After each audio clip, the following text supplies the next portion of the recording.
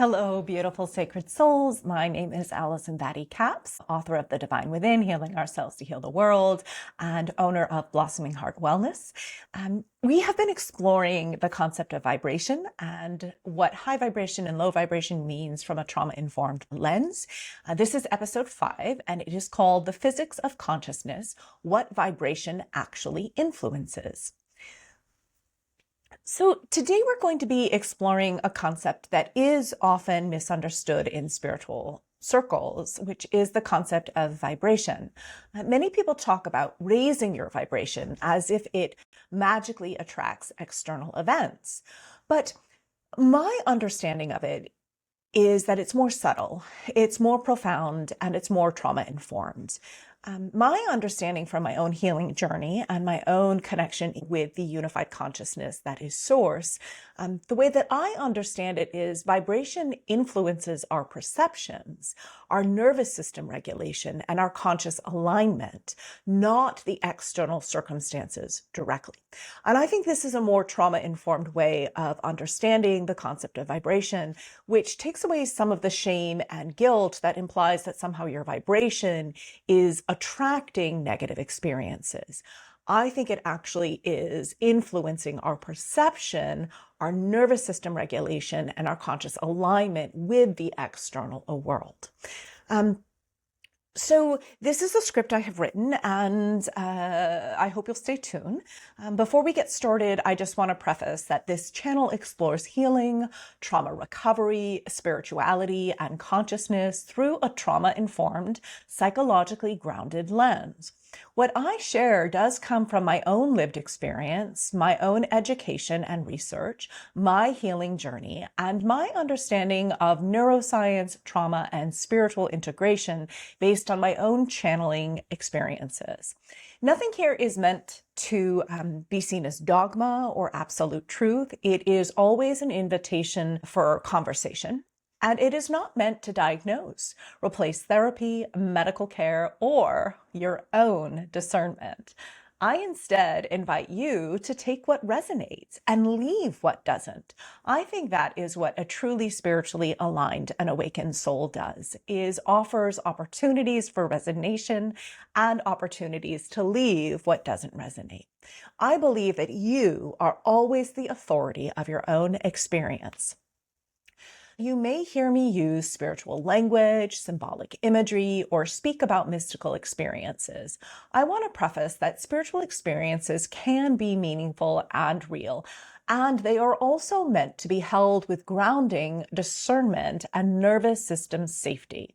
So if anything you hear activates fear, urgency, grandiosity, contraction, or distress, that is a sign to pause, to ground, to seek support and not push through.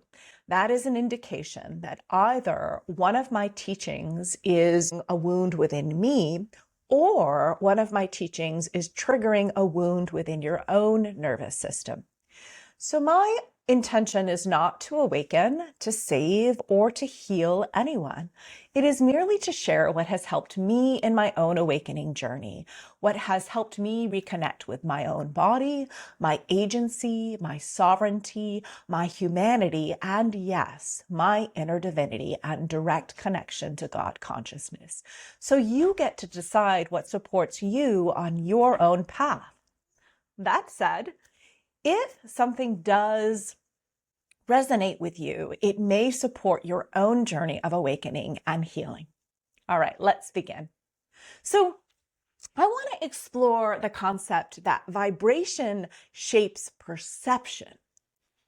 So our vibration is a combination of our nervous system state, our emotional regulation, and our conscious attention. That is what creates our vibration, the way that I understand it. I do not believe that that is what controls external events directly. Instead, I believe it shapes how we perceive those external events, because my understanding is that we are all vibrating at our own individual consciousness. We are all aspects of the one face in many form, and therefore we are not creating the entire experience ourselves. We are co-creating it. So an example of this would be two people experience the same news. One sees an opportunity for learning or growth, and the other experiences a threat or despair.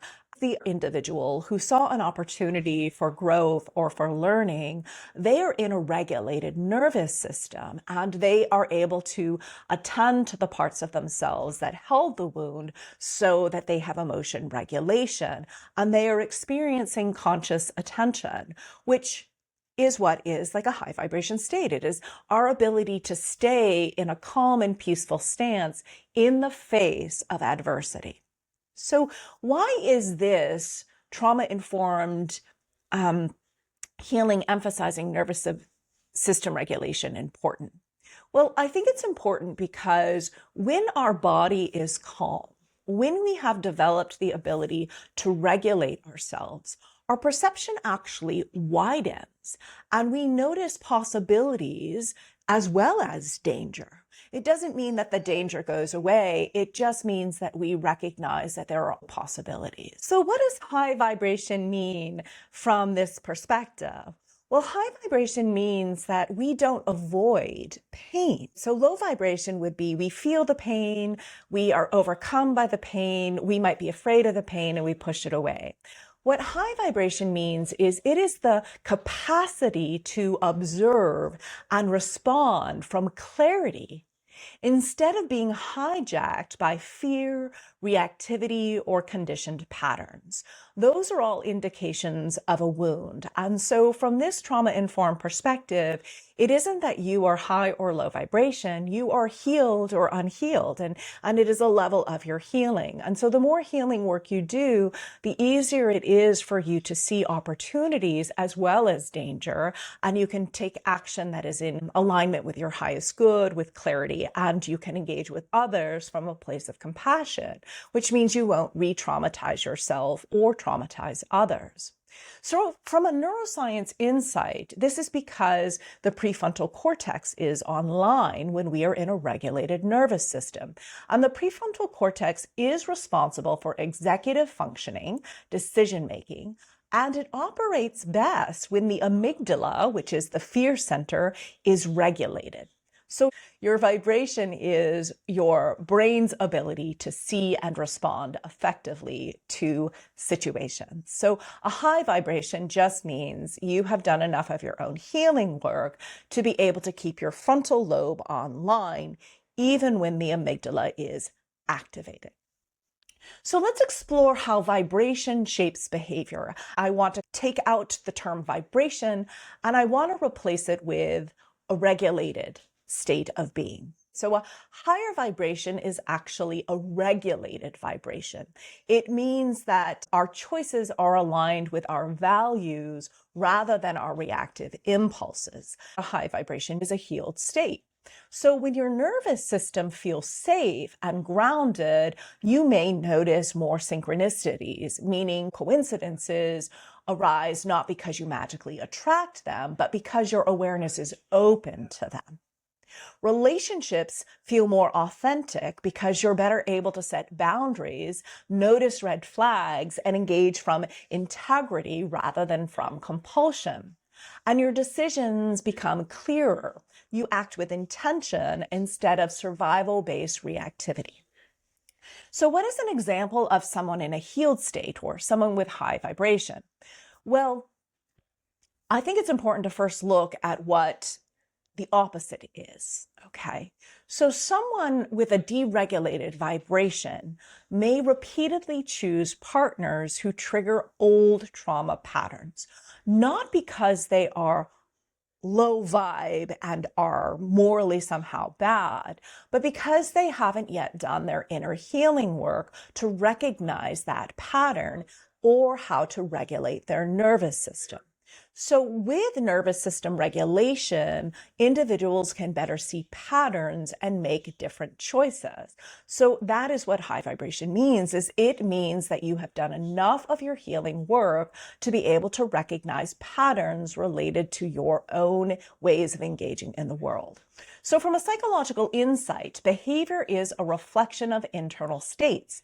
Vibration is a reflection of internal states. So any trauma, stress, or unprocessed emotions will distort our perception, making reactive decisions feel automatic. Healing increases conscious choice. It increases the ability to actually use our free will. Right. Free will is the ability to have conscious choices. When we have trauma that wasn't our fault, it was not because of our vibration. I explore that in other videos. When we have unhealed wounds, our vibration is low, not because we are somehow inherently bad or less than someone who is high vibration. It is just an indication that our trauma and our emotional patterns are in the driver's seat, and we can shift that by healing ourselves. So let's explore vibrations, synchronicities versus magnetizing. Vibration synchronicities does not mean that we are magnetizing attractions. Okay, so I want to clarify a common misconception. Vibration does not magnetize outcomes magically. Instead, vibration synchronizes your body, your mind, and your perception so you notice opportunities and act in alignment. So what seems like we are magnetizing our experiences is actually us choosing experiences from the level of consciousness we have. So the more healing work you do, the more you're going to notice red flags and be able to set healthy boundaries and be able to regulate yourself. So it isn't that you are magically magnetizing negative experiences.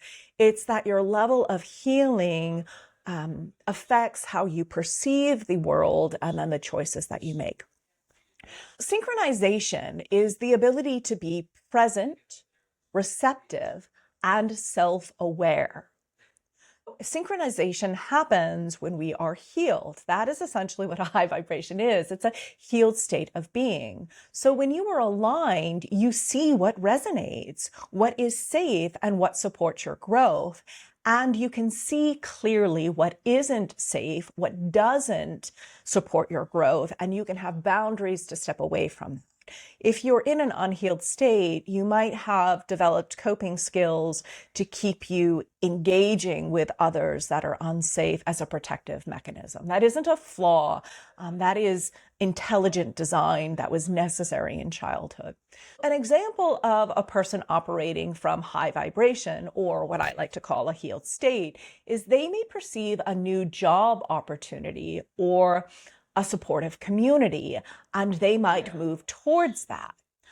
I don't see that as fate. I see that as a combination of readiness, awareness, and clear decision-making because they have done enough of their healing work to recognize what would be in their highest good, which is a higher timeline. Spiritual teachers talk about like timelines and how when you're high vibration, you're going to be in your highest timeline. Well, you're better able to make choices towards your highest timeline if you have done enough healing work and have self-awareness and can recognize these patterns. Practical takeaway, aligning your vibration is about aligning with feelings of felt safety, clarity, and agency. It is not about assigning blame when challenges arise. Life is inherently complex, and being high vibration simply means you engage in the world with discernment and presence, and that requires you to do your healing work and to develop inner clarity and self-awareness. Let's try a practice. This is called intuition attunement. It is a short practice to help you feel your current level of vibration or your current level of healing. I invite you to place a hand on your belly. And I invite you to slowly feel your body expand as you inhale. And I invite you to exhale fully, saying to yourself, I release any tension.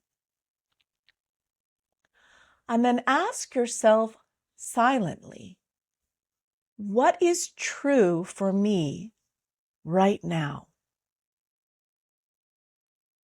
Notice sensations, emotions, or thoughts without judgment, with presence.